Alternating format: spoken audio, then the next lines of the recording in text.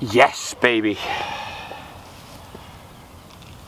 Oh, give us a minute, I'll get you on film. Still a bit lively. It's absolutely full as well. Right. As you can see, all done another comment. Now, he actually feels a lot heavier than what he is. I don't know whether he's just full, but he's taken out an awful lot of krill, or krill coloured poop, essentially. But he's still a bit lively from that fight. I'd say he's about maybe £6, £7 maybe at the most. He's quite short and dumpy, he's got a really big gut. In fact, hair, should I say, it'll be a sheet. Really small pecs on it maybe that gives it away. Really thick across the, you can quite see that, but right, I'll get this little girl back and I'll run through the rig. Yeah, all over my fingers. Thanks for that, love. Thanks for that.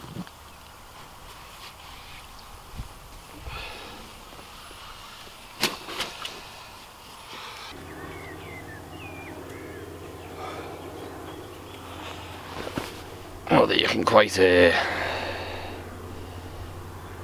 remnants of fish poop.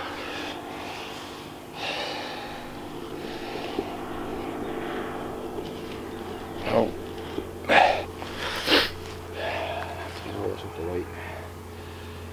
go through it.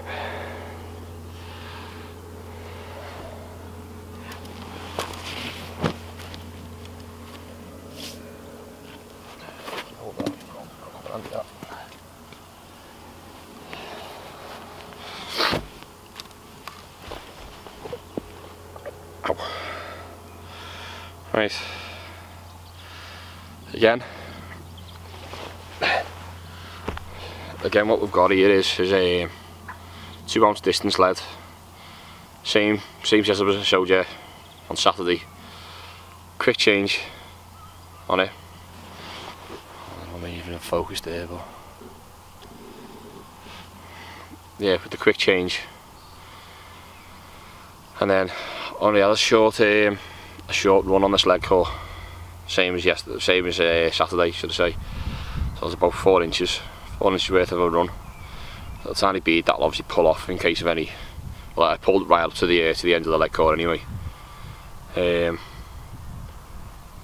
Short shoddy, I'd say it stands about 2 inches off the bottom, maybe. Oh, sorry, old fingers here. Did have a bit more of a curve in it than what we see here. But have a crank shoddy size 6 again, microbarbed. CC more dairy cream pop up, but I've been doing something a little bit sneaky for these. The lads here that they've been ripping this place apart with on most lakes around here on Fred's Baits fruit and whiskies. They're doing the business like, and I say I'm an avid sticky bait user like, and I do like dairy cream pop ups obviously, but I bought some neat brandy flavour, and she's been dunking it in, giving it a swirl around as you do, and casting it out to the spot, and you know that was only in it. Well, you would have seen it before. It was probably only in about what 10 minutes. Felt like a longer time, but this barb now, this I don't know whether you'll be able to see that quite, but anyway, that's now curled because as you know we're sharpening hooks, so that's now literally curled over. So that rig is now no good. What I'll do is I'll keep my ring swivel, keep me I've actually put a bait screw on this, which is, you know, something I don't really use. I do, but I don't. But but I'll tell you something, this is the new rod again. I'm only using one rod today because it was a bit hairy last time using 2. But I'll tell you something, these tiny little scope rods, little 6-footers, and these tiny Biomaster 4,500s, which I'm sure you'll agree are lovely and suit the setup well. I absolutely love these things. Brilliant for playing fish on. I mean, I don't know how much of the fight you see in them, but I was just taking lunges and lunges with my arm, essentially, because these are £3 test curves for the short rod. Obviously the butt section is still a bit stiff, but the tip was lovely, absolutely lovely playing action. If you don't know how to go with these, you need to give them a go. I went to the Northern Angler show about 2 years ago now. Alan Blair ran through these with me, and if I had the money I would have bought 3 of them there then, because he talked me into that much, but it took me time, and now I've got 2 for me after work or day sessions. But let's see if I can winkle another one, eh? I don't know whether I'll get one from the same spot. I might move to another pool and get a jacket, because it was forecast for low pressure and maybe some rain. But we'll see how it goes. So I might go get a jacket. I might move to one of the front ponds. The front ponds are predominantly where the bigger fish come from, all the way I've caught. A 13.5 coming out of here from under my feet. But this was in the same spot as last time, you know, where I showed you where the tree was, and I clipped the tree. Same thing again. Didn't clip the tree this time. I just went straight in this spot. But a handful of boilies over it. But what I've done with my boilies there was on my krill ones, the freezer baits, because most places that I fish now you've got to use freezer baits for their reasons only, which is fine by me, because I've got a little bait freezer under the stairs. But I took them out this morning. I've got a ½ kilo bag there. I used ½ kilo here last time on Saturday. So I put some L030s from the sticky bait stuff over it. And yeah, it seems to have worked, because they're sticky and they stink. That L030, I thought it smelled a lot worse than what it does, but it doesn't smell of half as bad as some of the sticky bait stuff it actually does like. But happy days, I'm glad I've caught one now. I really am. Over the moon. Only been here about half an hour to an hour. In fact, I'll tell you exactly what time. I got here about 4:45. And we're now at... Oh, my bad, it's 5:30, so I'll be in here 45 minutes. Right, I'll give it a... No, I won't give you anything. Let's get the rod back in the water.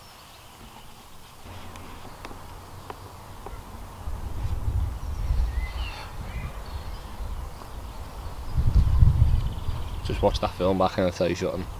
Yeah, the fight may not have lasted as long as I thought it did. 2 minutes maybe at the most. You can't really see much of these, you see mainly the back of me. And my lucky undies as well.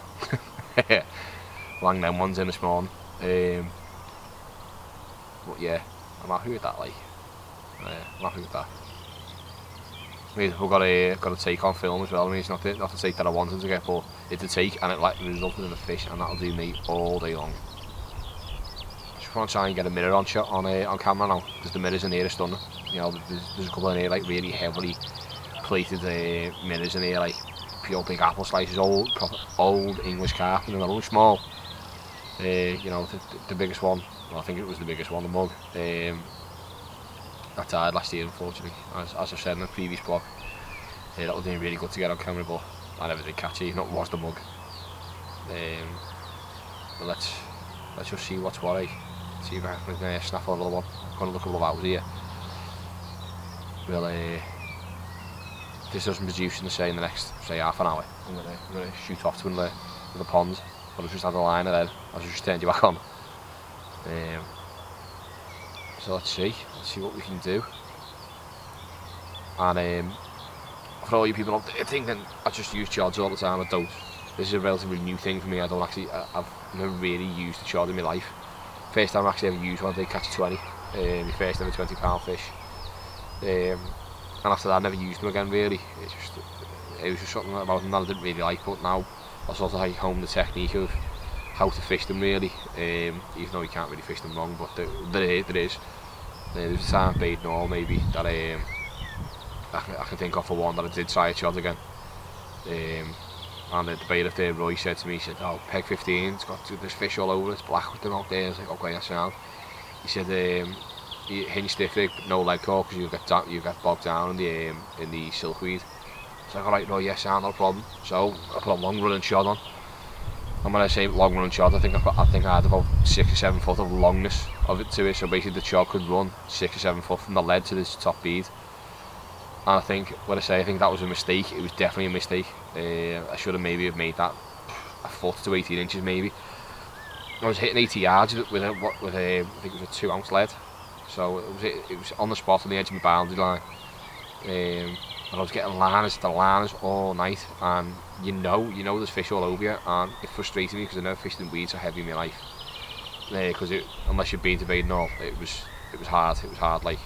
But I fished with a bigger choddy than what you see in there. I fished like a 4-inch chod to combat that maybe. Well, I thought maybe, but I was definitely getting picked up and done. But I didn't really sharpen my hooks back then either, and I don't know, little percentages, as you may have seen Teddy Hearn, if any of you really watched Teddy Hearn on YouTube or anything like that, or you've heard him, he always says, if you can guarantee a 0.5% onto your rig, onto your bait, onto anything you can do, just to guarantee that little bit more than the man next door, then do it. And it was something I didn't do. And what made it even more frustrating is, after the night after I left, someone was in the same peg as me, and they caught as well. Because Roy was telling me to try zigs and stuff like that, but I'm not a very big zig angler myself. I've got no confidence in them at the moment. I see people absolutely tearing places apart with zigs, but it's not for me at the moment. I do want to try it, but I'm not actually fishing them at the moment that I can use them. Not in here, but well, you probably can use them in here. You probably will catch it here quite often, but fishing with like a 4-foot long hook link in here at £8, and if it hits into one of them snags, you're just cracking off straight away. And don't want to really leave a fish with a microbarb hook in its mouth, trailing around 4 foot of the line. Not safe in my opinion. That's why I fish strong in here. Although I am only using 6-foot rods. Them rods, well, you were hearing before, it got me into a tree and I got it out again. And the same thing happened on Saturday. It took me into the left hand side and I got it out. Unfortunately I lost that fish, but that was in front of me. That was through a barbed hook, not a microbarb hook. A barbless hook, should I say. Again, microbarb hooks are new for me as well. I've always used barbless.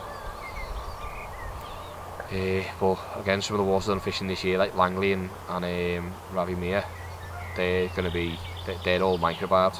So I've had to change up my whole hook packages. I've got tons and tons of barbless hooks there, which I'm probably not going to use for the time being. I will keep hold of. I'm just surprised no one's here with the whole place to myself, which is rare, very rare these days. Seems to be roach spawn everywhere as well. So what I may do is give us another 15 minutes and I think take it out, uproot my gear, take some gear round to the middle.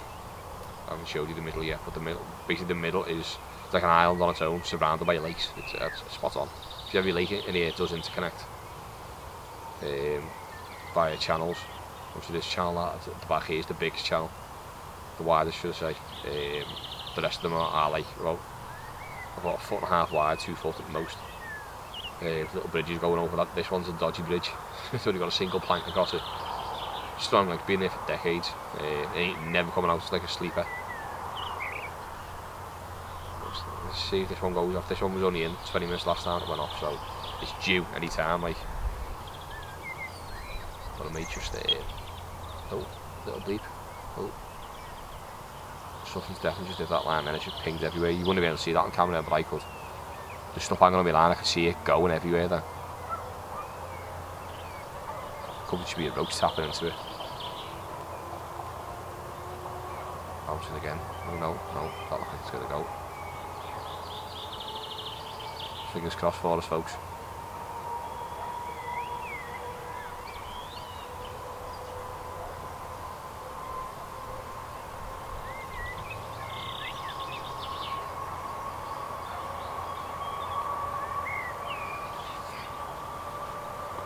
See, I normally fish over here,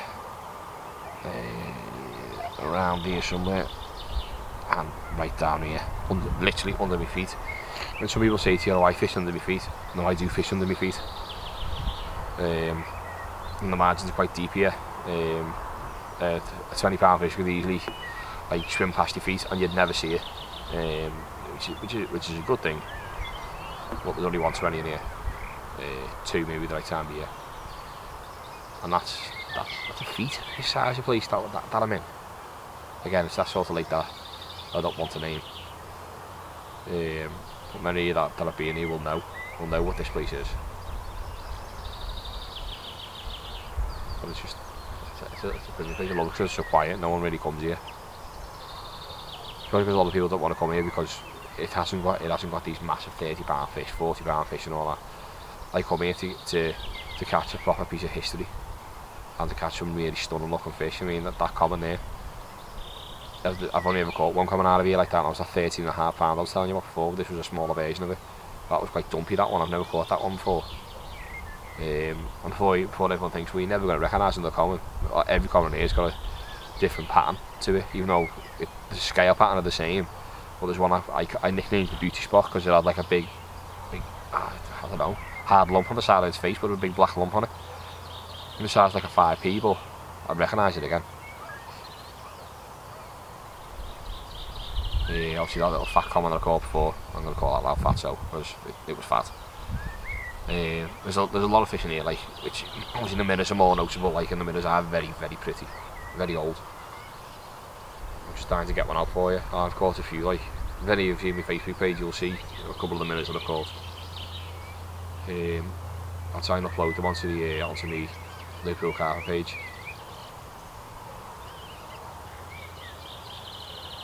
Well, seems like my last video is going down well for you guys as well. You know, I think I've just had 60 views in the last like day, and that's good. I'm glad people are enjoying it, to be honest. See, I don't really I watch my blog once it's up. I'll watch it when it goes on to make sure everything runs okay. Because if it doesn't look right to me, I'll put it down. It's got to be right. It's got to be right for the views. Unfortunately, the last video had a lot of shaky video movements in it, but I didn't have my tripod. Well, I did, but I didn't have a setup ready for that kind of stuff. I'm actually currently looking at other little cameras to use as well. One positioned on my rod constantly, maybe, or I don't know, something like that.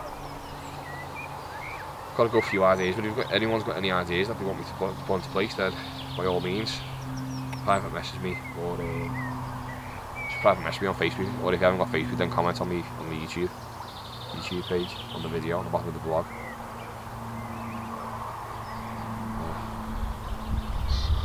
Right, until I catch any of them. Like you can see, I already went and caught another one. Second move, well no, third move this one. Put one behind me, and I put one on a known spot, and I thought I just got back to my rod and it went off.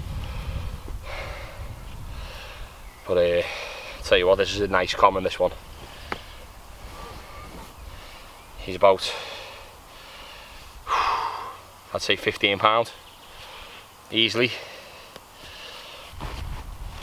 I thought it was the long common at first, but no, unfortunately not. He's very lively.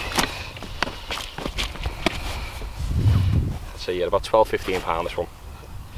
I'd say every bit of 15, like, but looks bigger to me than what he will do to you guys on camera.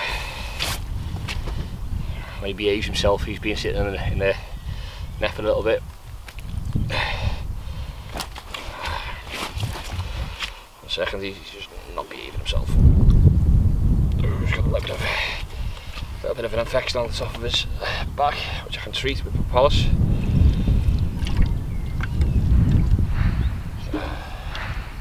As you can hear, the kids are in the background. If you'll be able to hear that. Right.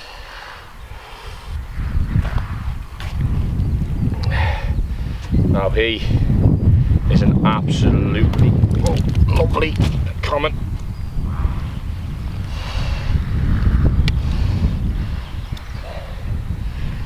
Sorry, like I was saying, he is an absolutely stunning little common, this one, or stunning common.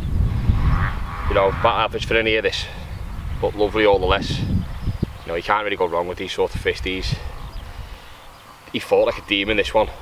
Just took straight off. Didn't need to take me in the snag though, just took on, played me in the middle, which is brilliant. But such a lovely fish. Absolutely pleased to get this one. Really am pleased. You know, 2 fish now. 2 runs, 2 fish. Doing something right, the hard shoddy again. Can't be doing wrong with this at the moment, like it's doing me well, so I'm going to keep on going. What's the point in changing if it's not broken? Well, it's a tip for everyone out there as well. If it's not broken, don't fix it. Don't mess with it. Just keep on doing what you're doing. But lovely. Just gonna treat this little saw on top, and then we'll get him back.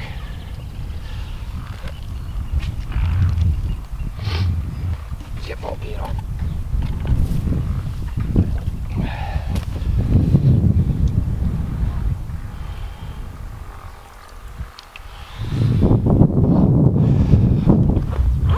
I might actually show you guys what I do. Right, let me just flip these around and show you. Right, let me zoom in on. Excuse me for 1 second. I'll focus up. Right, he's got a wound. Just here. Calf catcher this, by the way. Should all take care of these lovely things. I'll just put a bit of polish on that, a bit on my hook hold, which by the way is clean.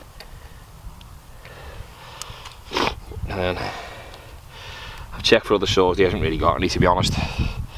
Just a little bit of water on top, just to make sure that he goes back exactly the way I found him. Obviously with the big white patch, looks like bear poop, but that'll heal up on him quite nicely, that now. Lovely fish. You know what, sometimes you just need to take the time to look at these absolutely fantastic creatures, honest to God. Right, let's get him back.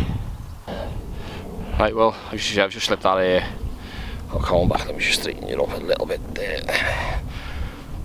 Somewhere near. Right, yeah, just slipped him that coming back. I'd say about £15. Yeah, there near about. I didn't weigh him, to be honest. I've got my stuff there to weigh him, but there was no point in weighing him then. Like, there was just he was in the sling for long enough. So, but the rod's back on the spot. But just thought I'd show you. I don't know whether you can quite see that, how good you can make it out. It's propolis. I got that from Holland & Barrett.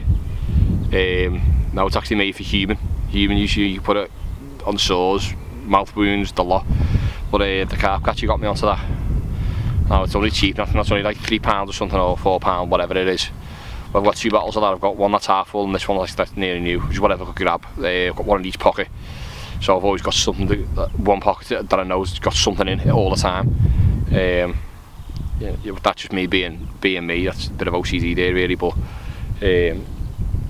I say that's, look, you got to look after our fish that we catch, because if we don't, then you know the next person that catches them, they're going to think, oh, they're ugly, you know, this place is rubbish and all that. Every lad here looks after their fish. You've got to look after your fish. I mean, that one had a saw on there. I mean, that was probably from the winter time, maybe lifted scale. You know, just it looked like it had a couple of trees coming out of it, like, but I didn't touch it. I don't touch none of that.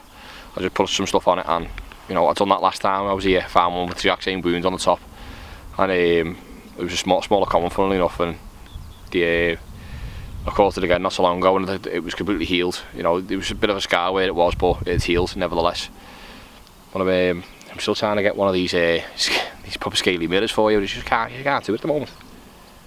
I've got, how long have I got left? I've got, say, half an hour left. Give it half an hour here, and then head off. But if I don't catch it in the meantime, then say the usual. You know, let me know what you're thinking. All that kind of keeper. And sorry about the wind noise if there is any. I've got a big mouse on the top of my microphone there, so hopefully it's cut down the wind noise somewhat. But if I don't catch another fish, this has been a nice blog entry for this session at least. Been a good one, 2 fish, no, not too bad. But tight lines everyone, hope to see you on the bank sometime.